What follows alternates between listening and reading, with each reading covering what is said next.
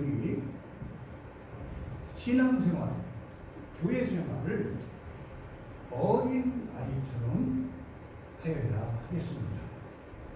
어린아이처럼 교회생활, 신앙생활을 하면 천국의 맛을 이 땅에서도 풍성히 누리면서 살 수가 있을 줄로 믿습니다. 어린아이들은 단순하잖아요. 어린아이들은 천진난만합니다. 어린아이들은 솔직하고 정직합니다. 어린아이들은 겸손하죠. 어린아이들에 대해서 연구해가지고 어린아이들의 좋은 점을 교회 생활하는 데 도입해서 신앙생활하는 데 도입해서 생활을 하면 풍성한 은혜를, 치유의 은혜를, 성장해 주시는 은혜를 풍성히 누릴 줄로 믿습니다. 어른들은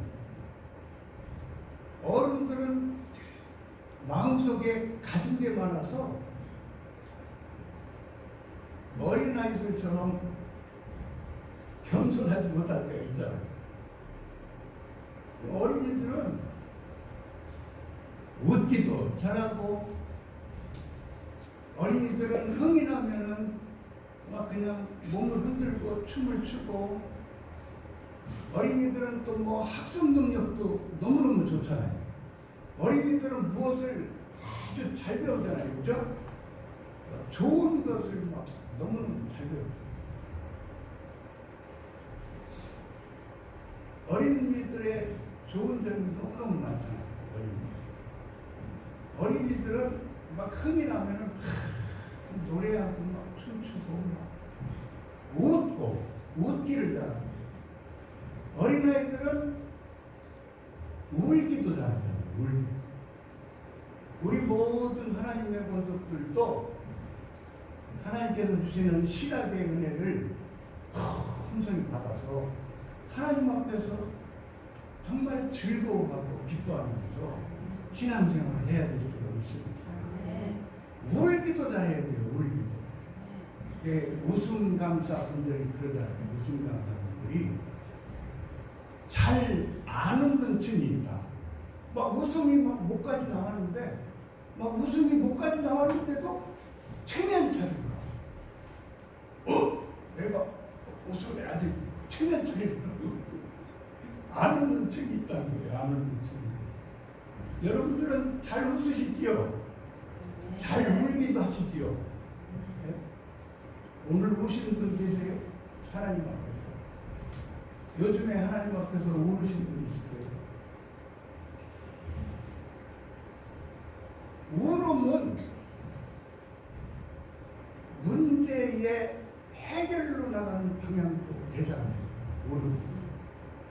울음은 치료약도 되고. 어떤 목사님이 어느 목사님에게 상담을 해주시는데 옆에서 들으니까 그 힘든 사항을 말씀을 드리면서 상담을 받는데, 그 상담을 해주시는 목사님이 그러시는 거예요. 목사님, 하나님 앞에서 울으세요. 근데요, 맞네. 제 생각에, 목사님 상담해 주시면 맞네. 그죠? 맞지요? 울으면요, 해결되는 게 너무너무 많잖아요. 울지 못해가지고, 마음이 힘들고, 울지 못해가지고, 예? 병 끌어들이고, 울지 못해가지고, 어렵게 살 때가 많아요. 어린이들은 잘 울잖아요. 울음의 결정타.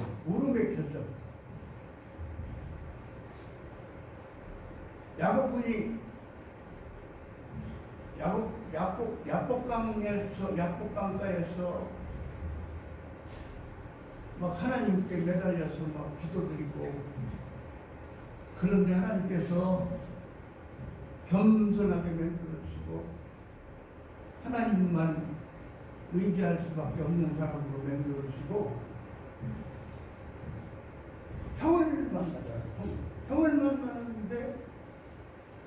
형을 만나는데 서로 불쌍히 여기는 마음이 들어가지고 목을 껴안고 울잖아요. 형제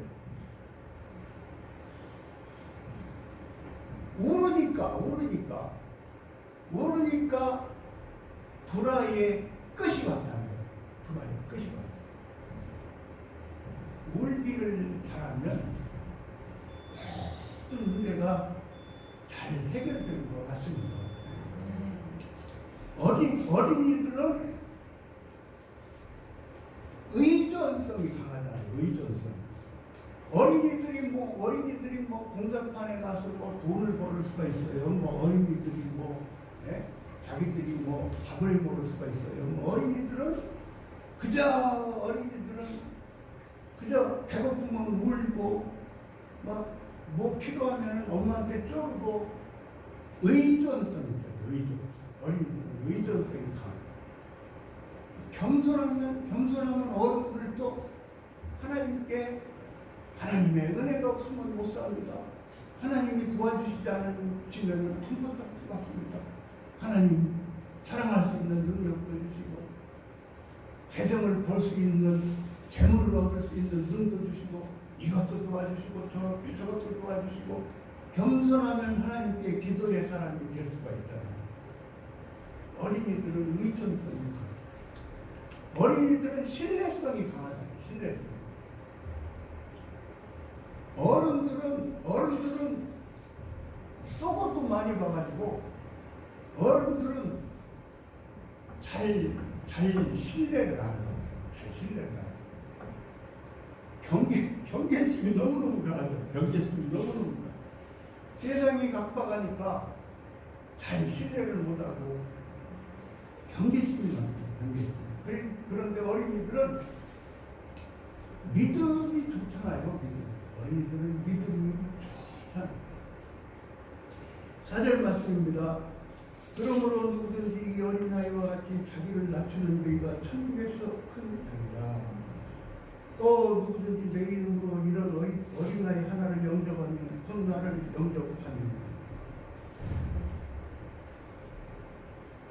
고린도전서 9장 말씀에 바울 사도가 영혼들을 얻기 위해서, 바울 사도는 최고의 학문을 그때 당시에 공부한 엘리트였는데, 영혼들을 한 사람이라도 전도하기 위해서 내가 종이 되었다. 여러 모양이 되었다고. 그러니까 겸손한 심령이 되어 어린 아이들, 또 어린 영혼들, 믿음이 약한 사람, 어린 영혼들을 영접하고, 정말 내가 하나님 앞에서 겸손한 심령과 삶의 자세로 영혼들을 품고 이렇게 산다는 것은 영접하며 사는 것이요, 받아들이고 소통하고 정말 대접하는 그런 삶인 것이라고 볼 수가 있지요. 누구든지 나를 믿는 이 소자 중 하나를 실족케 하면 차라리 연장 맷돌을 그 목에 달리고 깊은 바다에 빠뜨리 우는 것이 나으니라. 실족한다는 것은 길 가다가 넘어진다. 신앙생활을 하는데 바른 노선으로 가지 못하고 넘어진다. 그런데 넘어지게 하지 말아라.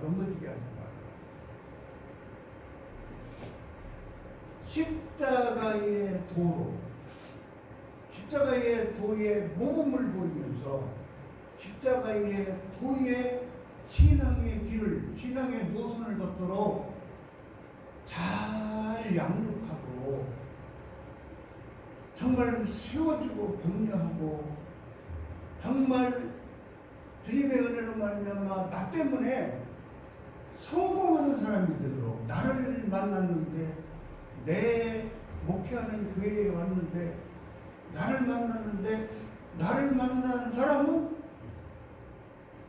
주의 은혜가 나를 통해서 흘러서 세워지고 격려가 되고 정말 주 안에서 승리하고 성공한다면 세우는 삶을 사는 거예요. 근데 어떤 교회는요, 참, 목사님이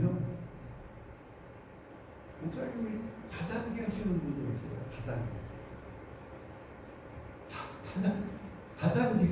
다단계 하면은 얼마나 바빠요. 다단계 교육받으러 가야지. 교인도 한번 데리고도 갈 거 아니에요. 그러니까 우리 주님께서 베드로 사도를 만나주시고 사명을 주실 때에 이 어린 양을 좀 잘 돌봐달라 하는 의미로 이 어린 양을 먹이라, 그렇게 말씀을 해주셨다. 실족시키구나. 만일 네 손이나 네 발이 너를 검색해오든 찍어내버리라. 불구단한 뜻발이로 영생에 들어가는 것이 두 손과 두 발을 가지고 영원한 불에 던지는 것보다 나으니라. 만일 네 눈이 너를 검색해오든 빼어내버리라. 한 눈으로 영생에 들어가는 것이 두 눈을 가지고 지옥불에 던지는 것보다 나으니라. 삼가 이 소자 중에 하나도 없으면 너희에게 말하노니 저희 천사들이 하늘에서 하늘에 계신 내 아버지의 얼굴을 항상 배웁니다. 소자들은 사람 편에서 볼 때 어린이고 어린 신자고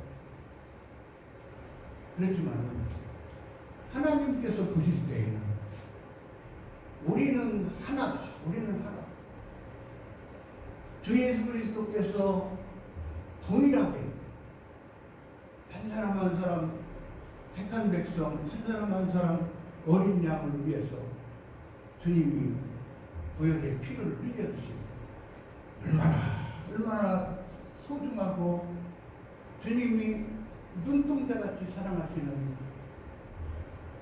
주님의 소유인 하나님의 자녀가 아닙니까? 업신여기지 말아라. 발시하지 마라.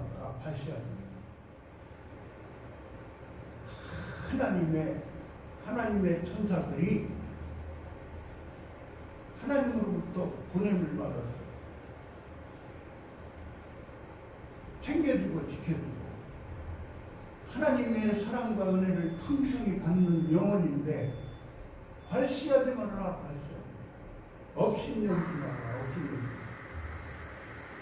이 부분을 통해서 한 영혼 한 영혼이 다 소중하고 하나님의 사랑과 은혜를 받는 영혼이라는 것을 알게 되고 우리라는 것을 알고 너희 생각에는 어떻게 하느냐. 만일 어떤 사람이 양이 100마리가 있는데 그 중에 하나가 길을 잃었으면 그 아홉 마리를 산에 들어가서 길 잃은 양을 찾지 않되 진실로 너희에게 이르노니 만일 찾으면 길을 잃지 아니한 99마리보다 이것들도 기뻐하라. 이와 같이 소자 중에 하나라도 이루어지는 것은 하늘에 계신 너희 아버지의 뜻이 아닙니다. 네 형제가 길을 도망갔더니 가서 너와 그 사람과만 상대하여 권고하라. 만일 들으면 네가 네 형제를 얻은 것이요 만일 듣지 않고는 한두 사람을 데리고 와서 두세 중에 입으로 말마다 증장되라. 만일 그들의 말도 듣지 않거든 교회에 말하고 교회의 말도 듣지 않거든 이방인과 세리와 같이요 진실로 너희에게 이르노니 무엇이든지 너희가 땅에서 매면 하늘에서도 매일 것이고 무엇이든지 땅에서 풀면 하늘에서도 풀리고 진실로 다시 너희에게 이르노니 너희 중에 두 사람이 땅에서 합심하여 무엇이든지 구하면 하늘에 계신 내 아버지께서 저희를 위하여 이루게 하십니다. 두세 사람이 내 이름으로 모인 곳에는 나도 그 중에 있는데 주님께서 택한 영혼, 이른 영혼으로 표현을 하시는 거예요. 주님께서 우리들을 통해서 택한 백성, 이른 영혼으로 우리들을 통해서 찾으시다. 이야, 열심히 우리들이 사실은 전도, 선교하기에 힘써요. 그리고 범죄하는 영혼을 알게 될 때에 하나님 앞에서 죄를 짓는 영혼을 알게 될 때에 여러 단계를 말씀을 해주시잖아요. 여러 단계를 그래서 기도하면서 회개하기를 위해서 도구기도 하면서 여러 단계를 통해서 권면하고 바른 노선을 걷기를 하나님 앞에서 바르게 살기를 여러 단계를 하나님 앞에서 여러 단계를 거치면서 권면을 하는 바에 대해서 말씀이 나와 있습니다. 그러니까 교회의 말을 듣지 않으면, 교회의 말까지 듣지 않으면 이방인처럼 세리처럼 돼야. 그러니까 그때는 이제 더 높은 단계로 회개를 하기를 위해서 회개하기를 원하는 마음을 가지고 잠시 동안은 너 밥을 같이 안 먹겠어. 잠시 동안은 너에게 달근달근 안 하겠어. 회개를 원하는 거야. 돌아오기를 원하는 거야. 그렇게 해야 돼. 근데요, 사람들이 몇 명 모이면요, 사람들은 자기의 타락한 예쁜 성대로 살 때가 많기 때문에 얼마나 사람들이 못된 생활 습관이 나옵니다. 쉽게 왕따하고, 예? 쉽게 왕따하고, 그러고 살아서 상처 주고, 상처 받고, 그럴 때가 있습니다.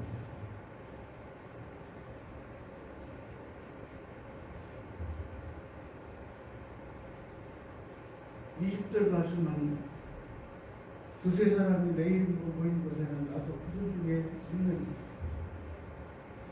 이렇게 지금 우리들이 모여서